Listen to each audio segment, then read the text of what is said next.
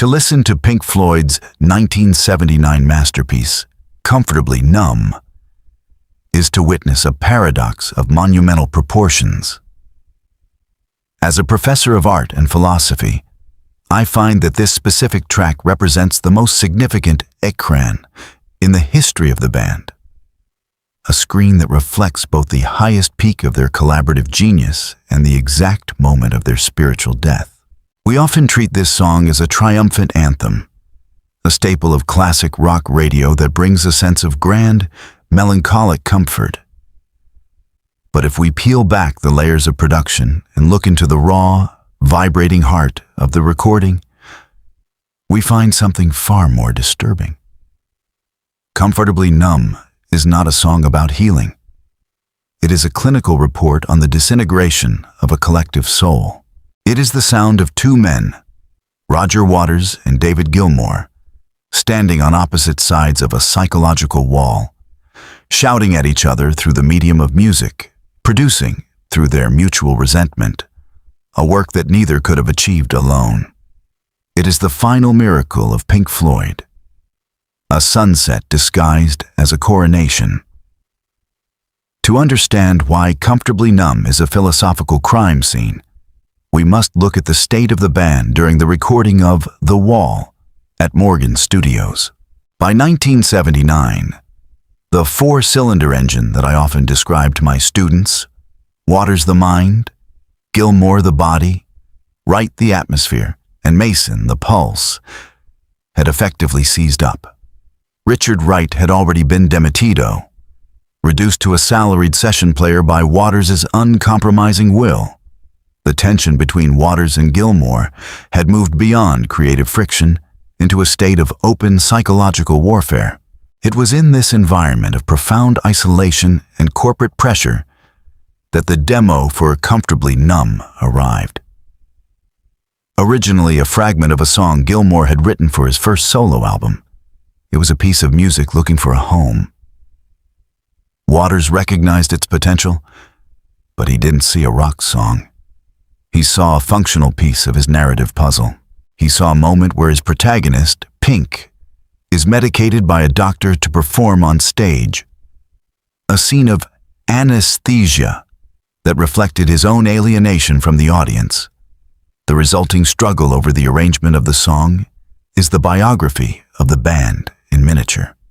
Waters wanted the song to be ensuta, orchestral, and controlled. He wanted a cold, clinical sound that served the narrative of a man losing his mind to a pharmaceutical fog. Gilmour, on the other hand, fought for a sound that was expansiva, gritty, and raw, a version that emphasized the struggle of the individual to remain conscious. They fought over every note, every tempo change, and every mix. The version we hear on the record is not a compromise. It is the battle itself, frozen in time. The stanzas are pure Waters.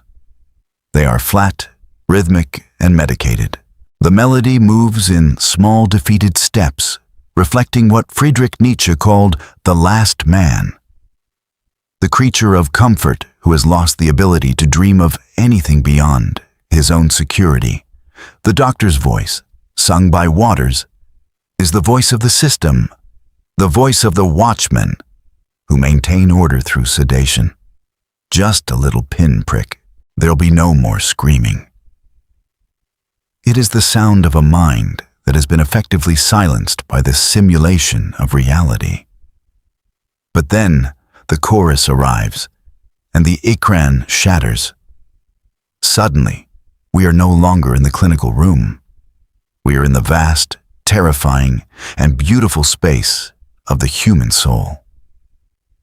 Gilmour's voice and his soaring guitar work represent the will to power in its most visceral form. He is the body refusing to stay anestesiado.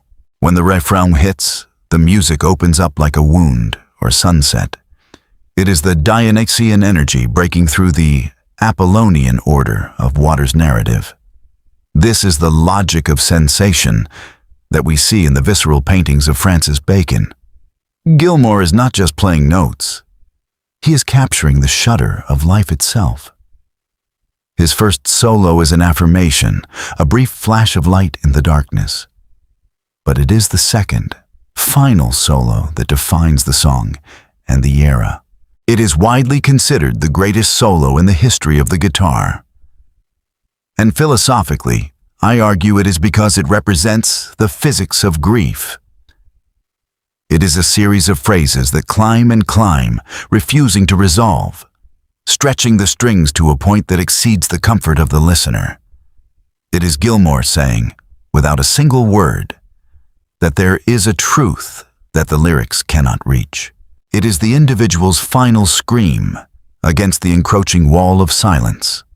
Visually, the aesthetics of this era are perfectly aligned with the noir style we have been exploring in our CapCut edits. The stage shows for The Wall, with the literal construction of a barrier between the band and the audience, were the ultimate manifestation of the digital panopticon avant la lettre.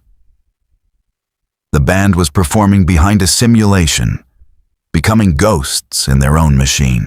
In our visual explorations, when we apply the deep, saturated reds and the pitch-black shadows to the images of Gilmour on top of that wall, we are emphasizing the sublime nature of the isolation.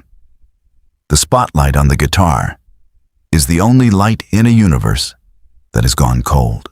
It is the tenebrism of Caravaggio moved into the stadium. The sharp contrast between the divine sparks of creativity and the absolute void of the ego. The character of Pink in the narrative of The Wall is a victim of what Jean Baudrillard called hyperreality. He has lived through so many traumatic events, the death of his father, the coldness of his mother, the cruelty of the school system, that he has replaced his actual self with a series of signs and symbols. Comfortably Numb is the moment where the simulacrum becomes permanent. The childhood memory that Pink mentions, the fleeting glimpse of something out of the corner of his eye, is the only fragment of the real left in his mind. But he can no longer grasp it. He is comfortably numb, a state of existence where the pain is gone. But so is the meaning. This is the ultimate philosophy of fear. The fear that we are becoming digital ghosts, drifting through a world of manufactured emotions, unable to feel the coldness of the snow or the warmth of a hand. Musically, the song marks the end of the band's collaborative tension. It is the last time Waters' clinical, narrative structure and Gilmour's blues-based, humanist melody were forced to coexist. After this, the balance would shift entirely to Waters for the final cut. And then the band would fracture forever. Nick Mason's drumming on the track is a masterclass in architectural containment. He provides the pulso that keeps the industrial march of the song steady, even as the guitar tries to fly away. But the absence of Richard Wright's creative input is felt in the reliance on Bob Ezrin's orchestral layers. The core of the band was being replaced by the technica of the producer. It is a full avassaladora production, but it is the fullness of a mausoleum, not the fullness of a living organism. Today, in the age of social media and algorithmic sedation, comfortably numb is more relevant than ever. We are all being plugged in to a matrix of our own making, seeking the blue pill of digital comfort to avoid the red pill of existential struggle. We are a society that is comfortably numb to the suffering of others and the decay of our own culture. The screen of thought, Ecran de Pensamento, is here to analyze this state of anesthesia. We use the music of the past to wake up the thinkers of the present. We look at The Wall and we ask, who is watching the watchers?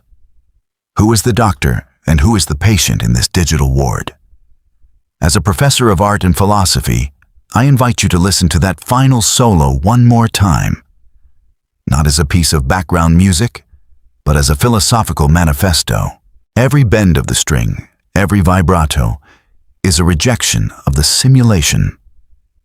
It is a reminder that to be human is to feel the attrito, friction of reality.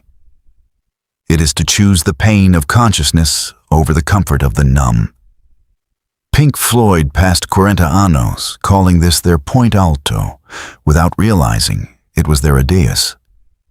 But perhaps that is the only way a masterpiece can be born, at the exact moment when the light is about to go out.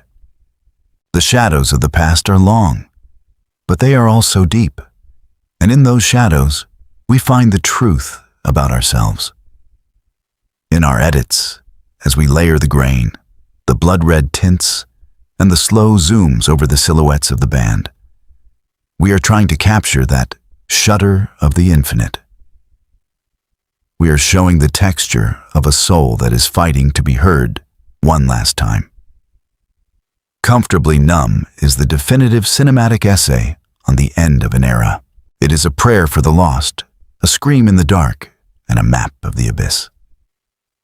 Stay in the light, but never fear to look into the shadows. This is the screen of thought. Follow us as we continue to decode the rhythms of our culture and find the truth in the echoes of the giants. Stay human, stay critical, stay aware. Welcome to the truth. Welcome to the awakening.